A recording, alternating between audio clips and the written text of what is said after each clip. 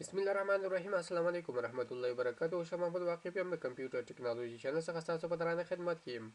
محترم دوستانو، که تاسو لومړی ځل لپاره کمپیوټر ټیکنالوژي چینل ته راغلي یاست، مهرباني وکړئ لومړی د سره زموږ چینل سبسکرایب کړئ او د کمپیوټر د نورو ویډیوګانو په اړه خپل نظریات او انتقادات راسره شریک کړئ. محترم دوستانو، راځو خپل وخت نه خرابو او خپل کمپیوټر په درس باندې شروع کوو. د نن ورځې په درس کې موږ لرو د کمپیوټر د کیبورډ په باره کې معلومات. نو را به شئ سټارټ مینو ته به راشئ. په سټارټ مینو کې به کنټرول پینل ته لاړ شئ. په کنټرول پینل کې به را به شئ کیبورډ باندې به کلیک وکړئ. کله چې مو په کیبورډ باندې کلیک وکړو، لومړی د سپیډ برخه ده. په سپیډ دلته لومړی کمانډ چې موږ سره موجود دی ریپیټ ډیلی. د ریپیټ ډیلی څخه مقصد څه دی؟ کله چې موږ په کمپیوټر کې لیکل کوو، نو دغه لیکل چې څنګه موږ یو توری لیکو، دغه یو کلمه لیکو، نو د دغه کلمې ترمنځ دې زموږ کرسر دی یا دغه ټایپینګ د څومره اندازه وقفه دې وکړي. نو مثلا زه دې کومه ABASD ما ولیکو، نو د دغه SD ترمنځ دغه وقفه باید څومره اندازه وي. که لنډه غواړئ، مثلا د وقفه دې ډیره لنډه دي، اوږده وقفه دي، نو داسې دا به دې طرف ته بیا رانږدې کوي. نو کله چې تاسو یو توری لیکئ، د بلې توري پورې به څنګه وي، هغه وقفه به لنډه به وي، اوږده وقفه به وي. راځم مثلا زه دلته ګورم.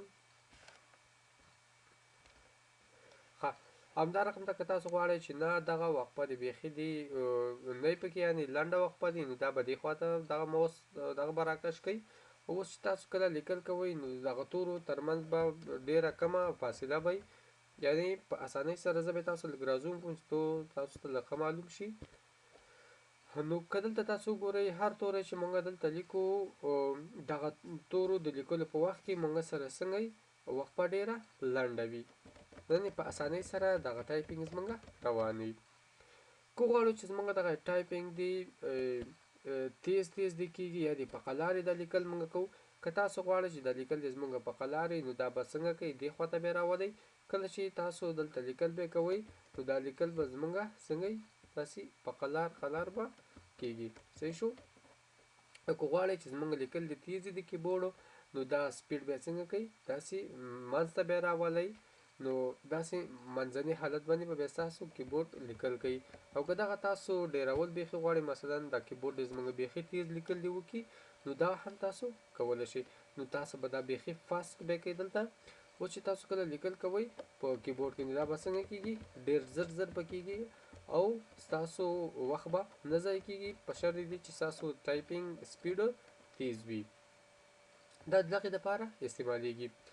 دریم کمانډ چې بیا ورپسې موږ سره دی کرسر بلینکینګ ریټ. د دې مطلب چې دی، دغه کرسر چې موږ سره په دې برخه کې معلومیږي، بلینکینګ خپله دغه پړقارې ته ویل کېږي چې دغه پړقارې دې تیز دی کوي او که په قلاره. که تاسو ووایئ چې دا دې په قلاره کوي، نو دا به څنګه کوي، دې خواته به یې راولئ. نو دا وګوره داسې په قلار څنګه کېږي، پړقېږي. او که غواړئ چې نه نور دې په قلار شي، نو داسې دلته ګوره اندازې ته نور هم په قلار شو. تاسو یې بیخي دې نه دی کوي، وګورئ نو به تاسو ته د یو عادي په شانته ودرېږي او نور به هېڅ حرکت به نه کوي. او که تاسو غواړئ چې دا دې تیز بلینکینګ کوي، نو دلته دغه باندې کلیک وکړئ. نو وګوره رپرپی پرې راغی او ډېر تیز کار کوي. صحیح شو؟ پیران ونیو. نو په دې طریقې سره تاسو کولی شئ، تاسو دلته سټارټ مینو ته چې راشئ، په دې ځای کې مو ګوره د باندې رپرپی راغلی دی، ډېر تیز دی. صحیح شو؟ او که دغه تاسو بیرته درمیانه حالت ته راوستل غواړئ، نو څه به وکړئ، دا به دلته راولئ، درمیانه شکل باندې به یې ودروئ، نو دا به ډېر په قلار حرکت به کوي.